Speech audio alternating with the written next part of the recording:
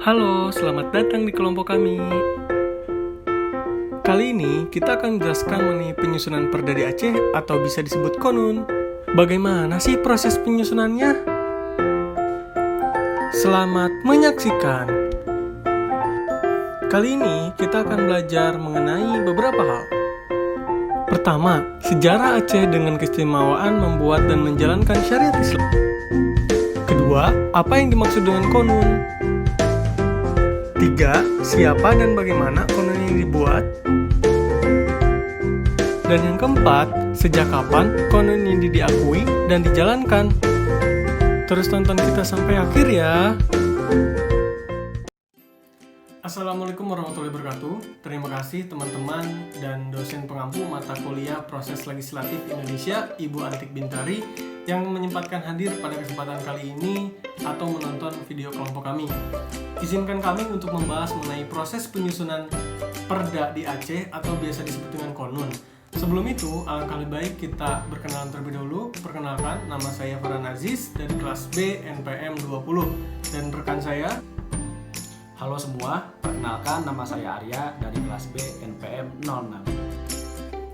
Halo semuanya, nama saya Maulidi Utami dari kelas D NPM 58. Halo semuanya, perkenalkan nama saya Naufal Tris Prayogi dari kelas B NPM 16. Alasan mengapa kelompok kami membahas topik ini adalah karena masih banyaknya orang-orang yang minim pengetahuan mengenai bagaimana sih proses penyusunan perda di Aceh atau konun ini, dan harapannya adalah dengan orang-orang menonton video ini makin banyak orang-orang yang mengetahui bagaimana sih proses penyusunan perda di sana dan bagaimana culture undang-undang atau hukum yang ada di sana.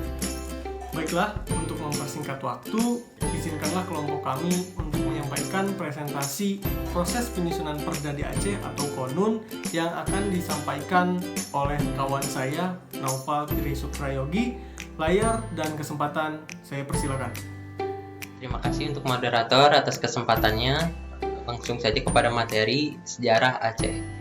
Seperti yang kita tahu bahwa masyarakat Aceh terkenal dengan ketaatannya terhadap agama dan sangat menjunjung tinggi budaya serta adat istiadatnya. Aceh merupakan daerah pertama yang menerima kedatangan Islam di Indonesia, tepatnya di Pasai. Hal ini dikarenakan pada saat itu Aceh merupakan lokasi yang sangat strategis sebagai tempat atau gerbang keluar masuknya menjadi tempat persinggahan para pedagang atau pelancong dari penjelajah dari penjuru dunia. Kemudian terjadilah proses masuknya ajaran Islam di Indonesia dari pedagang Timur Tengah. Lalu proses Islamisasi. Proses Islamisasi di Indonesia dimulai dari Kerajaan Islam Berilak yang merupakan pusat pendidikan Islam pertama di Nusantara dan Kepulauan Melayu pada abad ke-8. Kemudian dilanjutkan oleh Kerajaan Islam Pasai pada abad ke-13 dan kemudian disusul oleh Kerajaan Islam Aceh Darussalam pada abad ke-15. Perjalanan panjang dari proses tersebut telah menjadikan Aceh sebagai suatu wilayah di Indonesia dengan keislaman yang kental. Bahkan hal tersebut telah menjadikan Islam sebagai identitas sosial bagi masyarakat Aceh itu sendiri. Agama Islam telah mempengaruhi seluruh aspek kehidupan masyarakat Aceh. Hal tersebut karena agama telah menjadi dasar berpijak dalam kehidupan bermasyarakat sosial, ekonomi, politik, tata negara, hukum, dan budaya. Bagi orang Aceh, ajaran agama merupakan tolak ukur atas segala sikap atau perbuatan mereka dalam pergaulan sesamanya.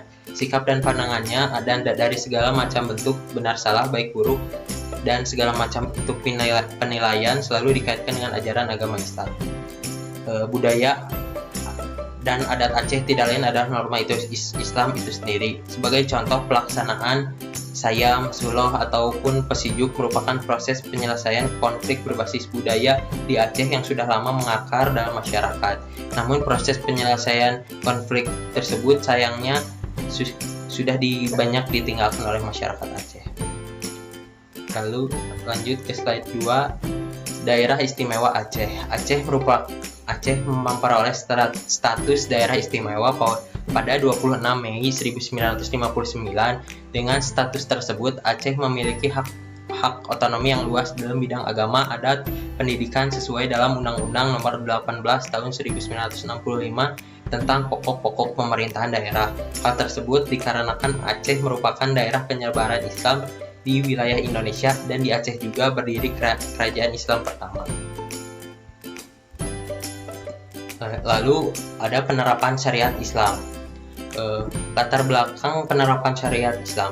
Aceh adalah provinsi yang merupakan kesatuan masyarakat hukum yang bersifat istimewa dan kewenangan khusus untuk mengatur dan mengurus sendiri urusan pemerintahan dan kepentingan masyarakatnya sesuai dengan peraturan perundang-undangan dalam sistem dan prinsip Negara Kesatuan Republik Indonesia berdasarkan Undang-Undang 1945.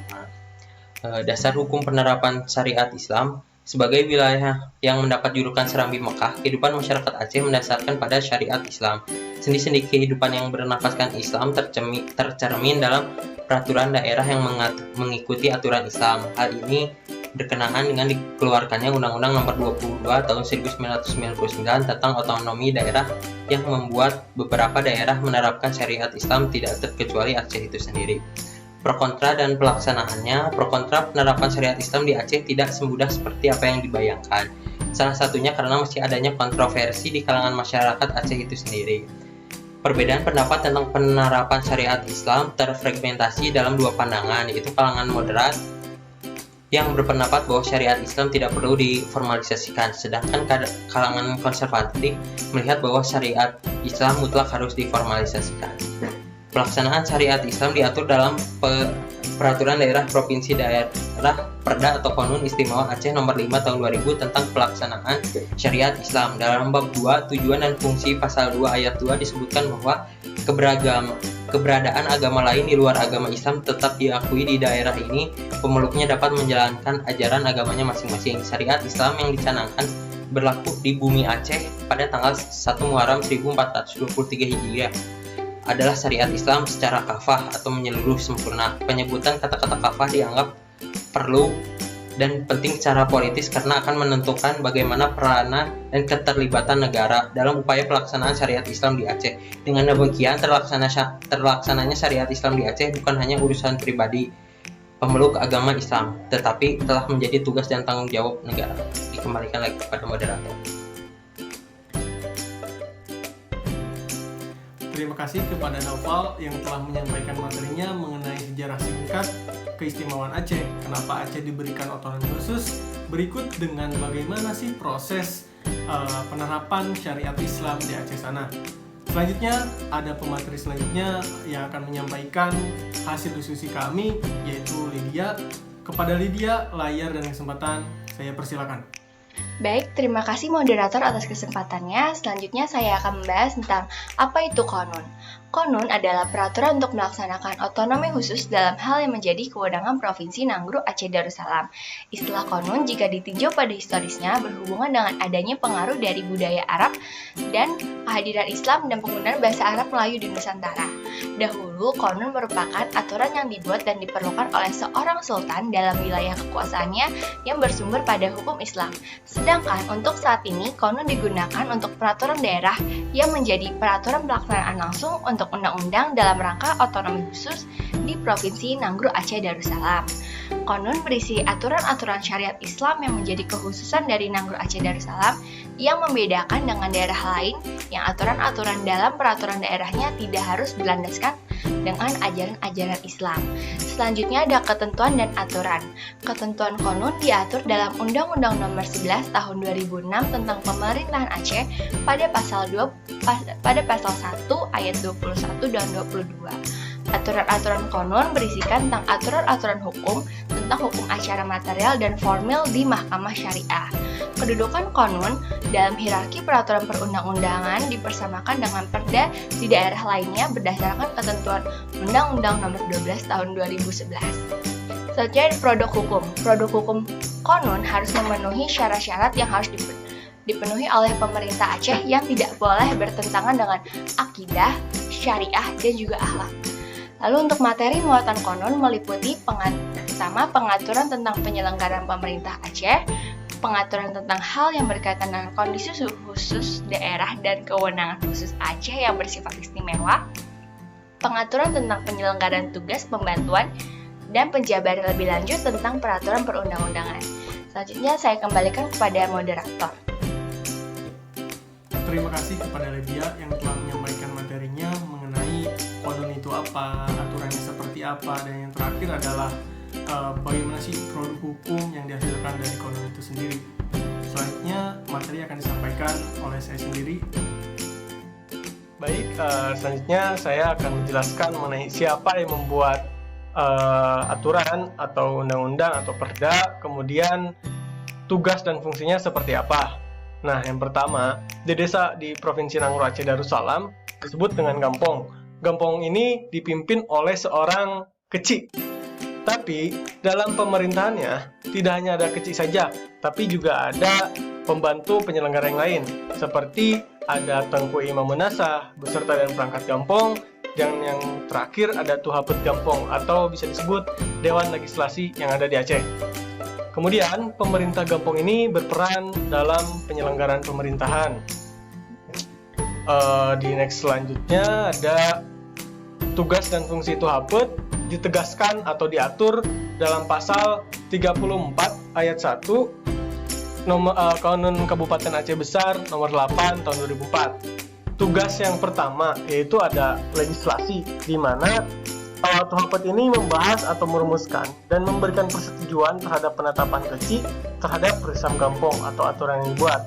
Kemudian tugas fungsi yang kedua ada fungsi anggaran, di mana ia melaksanakan fungsi membahas, merumuskan, memberikan persetujuan terhadap rencana anggaran pendapatan belanja Gampong sebelum ditetapkan menjadi anggaran pendapatan dan belanja Gampong. Yang ketiga ada fungsi pengawasan, melaksanakan, meliputi terhadap pelaksanaan Risam Gampong, pelaksanaannya, keputusan dan kebijaksanaan lainnya dari kecik, mengawasi terhadap putusan dari kecik.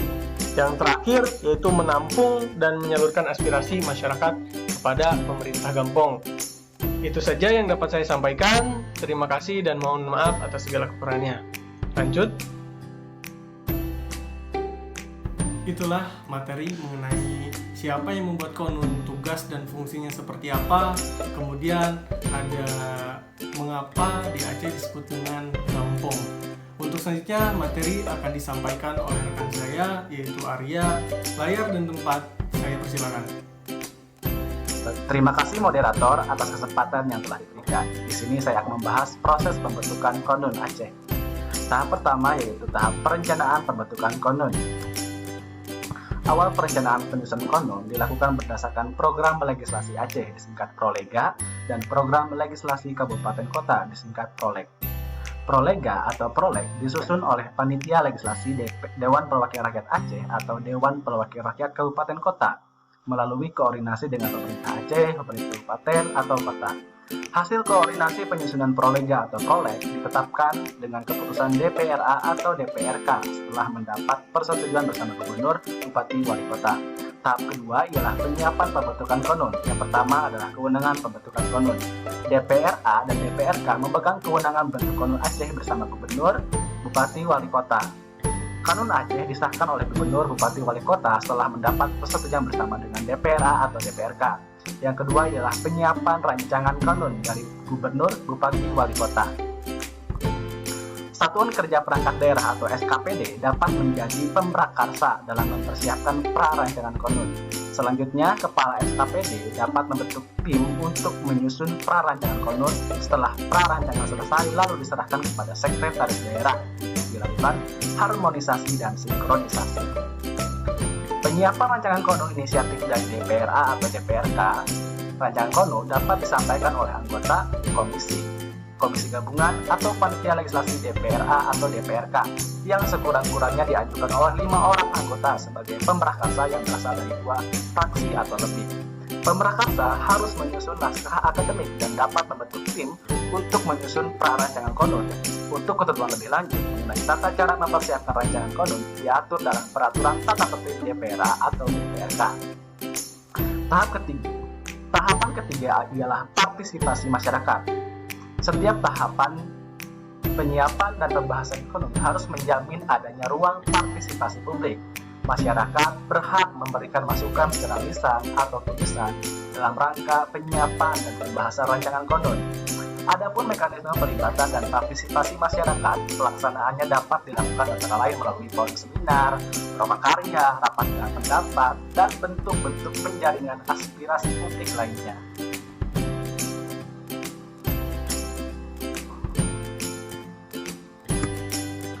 Tahap keempat adalah mekanisme penyampaian rancangan konon. Penyampaian dari gubernur, bupati, wali kota kepada DPRA atau DPRK. Rancangan konon yang telah disiapkan oleh gubernur, bupati, wali kota diajukan kepada DPRA atau DPRK. Selanjutnya, Dewan Perwakilan mulai membahas rancangan konon paling lama 60 hari sejak menerima draft rancangan konon. Yang kedua ialah penyampaian dari DPRA, DPRK kepada gubernur, bupati, wali kota.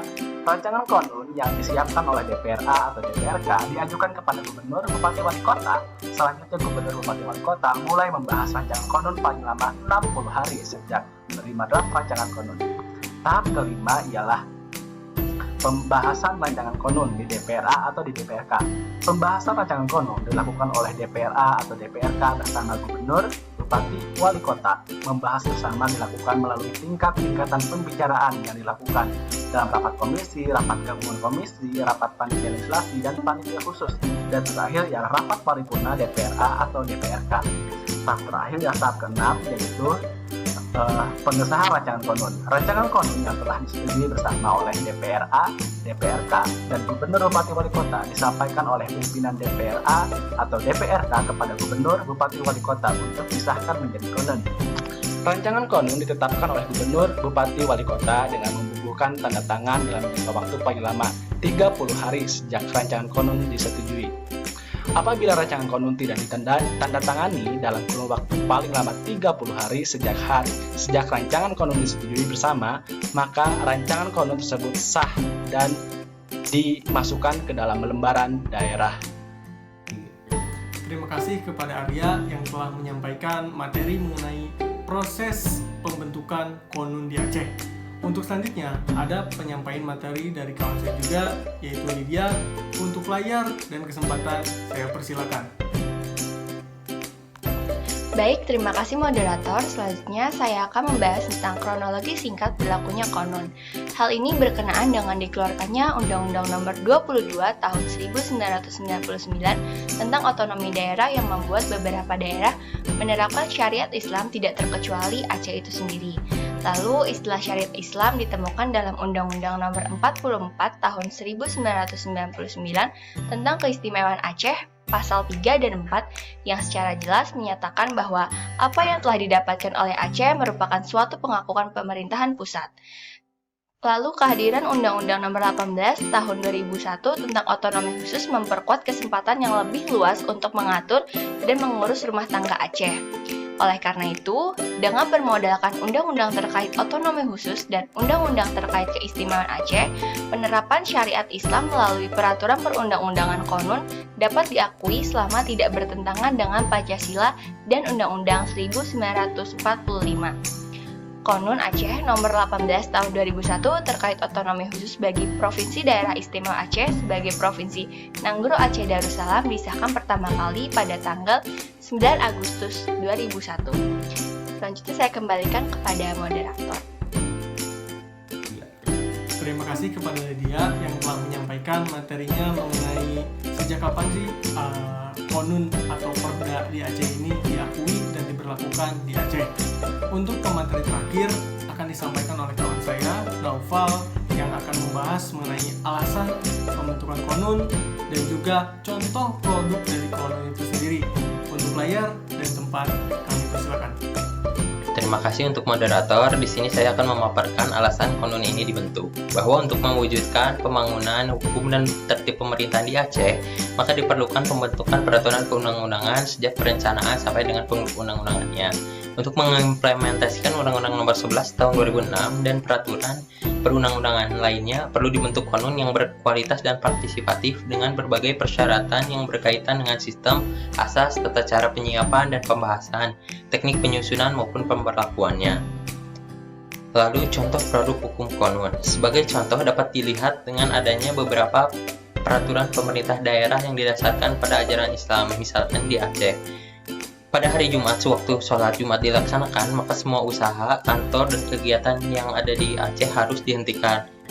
Ketentuan ini telah diangkat dan dijadikan peraturan daerah dan pemerintahan daerah Konun Provinsi Nanggroe Aceh Darussalam nomor 11 tahun 2002.